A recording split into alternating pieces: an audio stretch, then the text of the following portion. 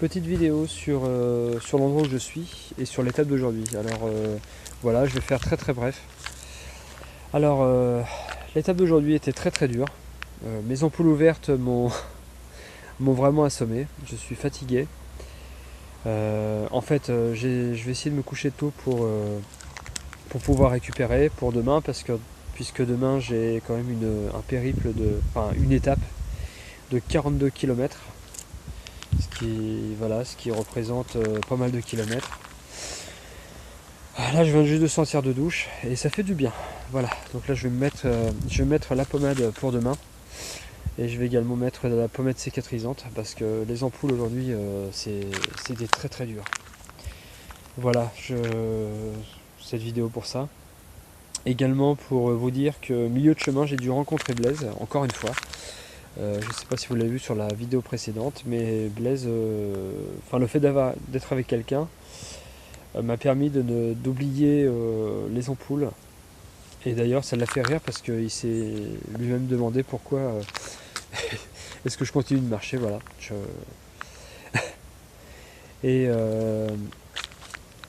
voilà. Donc, et par la suite, je vais vous montrer un peu le camping où je suis. C'est assez particulier. C'est la première fois que je vois ça.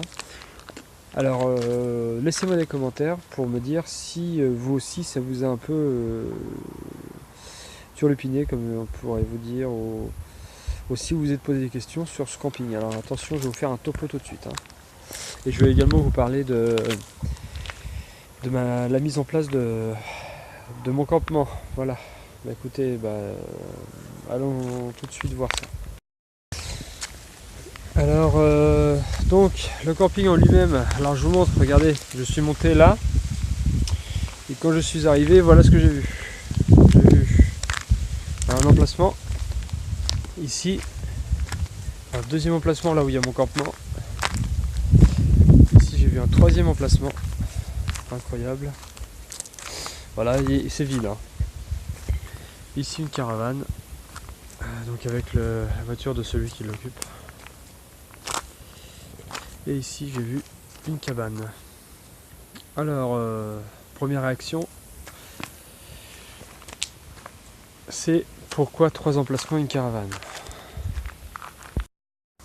Ici vous avez une petite table de Compostelle. Alors j'ai reçu un message de la patronne qui disait que c'est une table de Compostelle, c'est-à-dire pour les pèlerins. Intéressant. Bon, voilà, c'est très sympa.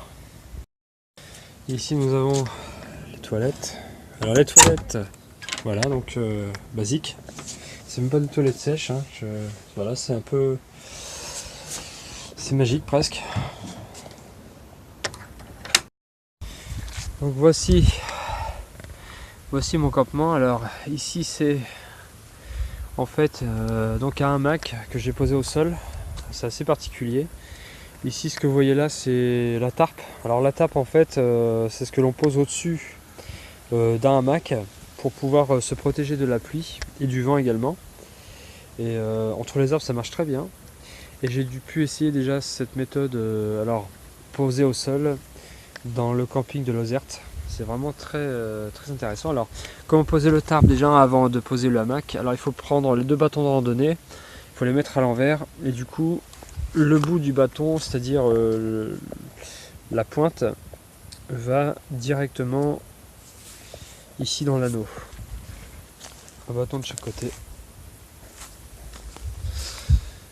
Voilà, qui est tenu par une paracorde. Voilà. Ensuite, une fois que j'ai fait ça, que j'ai tendu le tarp, alors j'ai oublié aussi de vous parler ici là-bas des sardines. Alors des sardines en aluminium. Donc c'est 12 grammes la sardine. Donc voilà pour le tarp. Ensuite le hamac. Alors le hamac, il me sert pas à rien puisque le hamac va me servir de chambre, comme une tente ordinaire. Alors le hamac là, j'ai une moustiquaire au hamac, du coup j'ai pu surélever la moustiquaire par une paracorde qui se passe d'un bâton à un autre. Voilà.